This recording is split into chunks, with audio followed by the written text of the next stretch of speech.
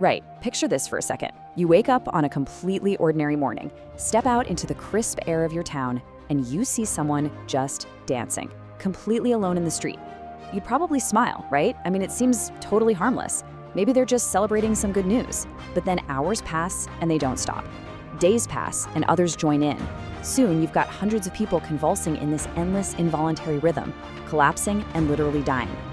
Welcome to This Explainer. Today, we're unraveling one of history's most bizarre, terrifying, and honestly, fiercely debated mysteries, the dancing plague of 1518. Okay, let's dive into this, because I promise you, this question is not the plot of some modern horror movie. It is a very real, very documented scenario that actually played out. We almost always think of dancing as an expression of joy, right? A celebration. But I want you to imagine for a second that your own nervous system suddenly turns against you. Imagine your legs simply refusing to stop moving, dragging you into a mass casualty nightmare right in the middle of your town square. How in the world does a normal, quiet morning spiral into an unstoppable contagion of movement? Well, to understand that, we need to step back in time. Part 1. One ordinary morning. So it's July 1518 in Strasbourg, and it's crucial to understand that life here was incredibly bleak. Everyday people were absolutely crushed by failed crops, rampaging disease, and starvation. It was a powder keg of societal anxiety. And then, the spark was terrifyingly quiet. A woman known to history as Frau Trophia walked out into the street and just began to dance. And this perfectly highlights how strange the whole thing was. There was absolutely no music playing. There wasn't a festival. No obvious reason for her to be moving whatsoever. She just danced. The hours ticked by. Afternoon turned into evening and then into an entire day. She kept going until her feet were brutally swollen and bruised. Now, if you saw someone doing this today, you'd be pretty confused, right? Same for the people back then.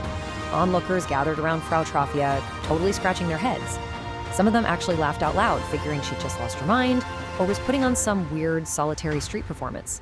Others, leaning into the deep superstitions of the time, started whispering that she was possessed by evil spirits. But here's the absolute kicker. They completely, fundamentally misunderstood what they were looking at. They had no idea they were witnessing patient zero of a massive, deadly phenomenon. Part 2. The contagion spreads. What started as this one weird, isolated anomaly violently mutated into an uncontrollable outbreak. And the sheer speed of this escalation is just staggering. Look at this timeline. In July 1518, Frau Trophia takes those first steps, boom.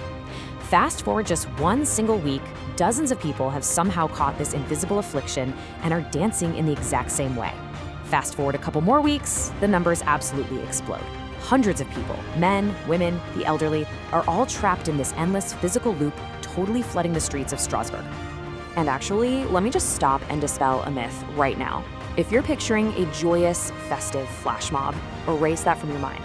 It was pure physical horror. The historical accounts tell us that many of these dancers were literally screaming in pain. They were crying out, desperately begging for someone to help them, trying with all their might to stop moving, but they just couldn't. Their bodies absolutely refused to obey their own minds. They were quite literally hostages inside their own skin. And the human body can only take so much punishment. This wasn't just some bizarre public spectacle. It was a severe medical emergency. Dancers began dropping to the cobblestones from extreme exhaustion. Others suffered massive strokes or fatal heart attacks right there in the street. And we're not guessing here.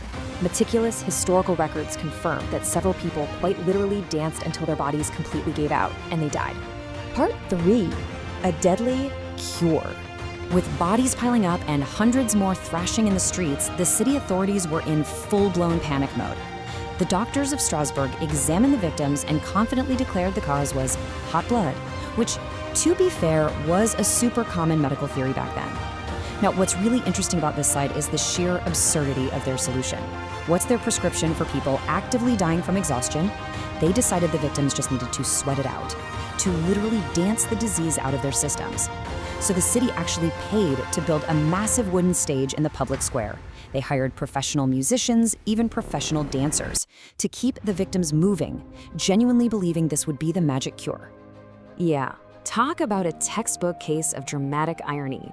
That medical cure absolutely poured gasoline on the fire. Just picture the scene for a second.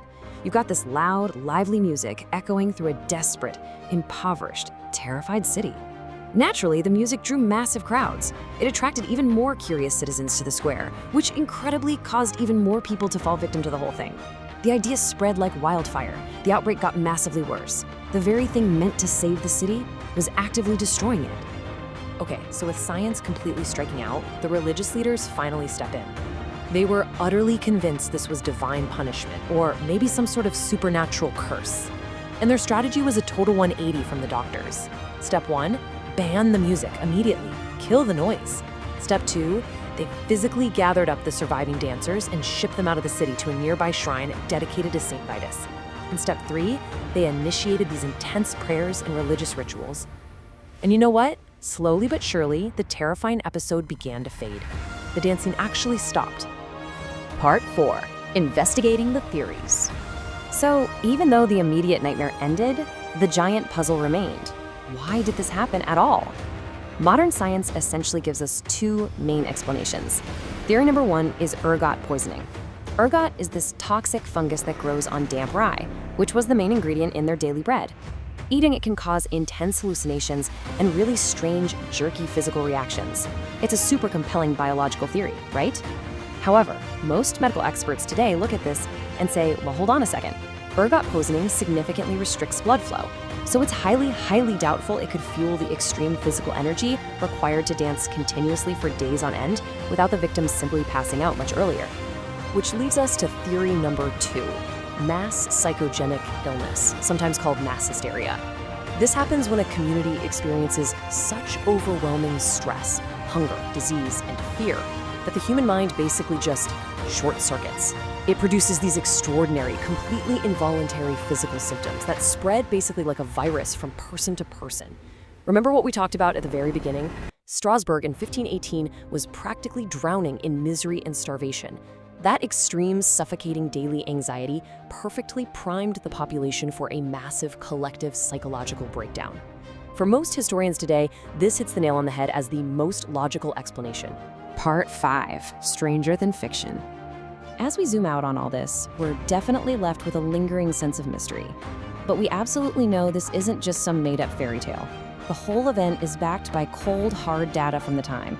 We're talking city council notes, physician reports, local chronicles. These official records meticulously document the outbreak in remarkable detail. It confirms the stark, terrifying reality that completely ordinary people were caught in an unimaginable situation, forced to dance entirely against their will, with some paying the ultimate price. It's a great reminder that history isn't just about kings and empires and giant battles. It's also about the strange, terrifying experiences of everyday people. Which really leaves us with this final, genuinely chilling thought. The human mind is immensely powerful, and under the right pressure, it can break in the most spectacular and terrifying ways imaginable. If extreme hunger, fear, and stress caused an entire city's population to essentially hack their own nervous systems and dance to their deaths back in 1518, what on earth could overwhelming anxiety make us do today? Just something to think about the next time you feel the weight of the world on your shoulders. Thank you so much for exploring this incredible mystery with me on This Explainer. Keep questioning, keep learning, and I'll catch you on the next one.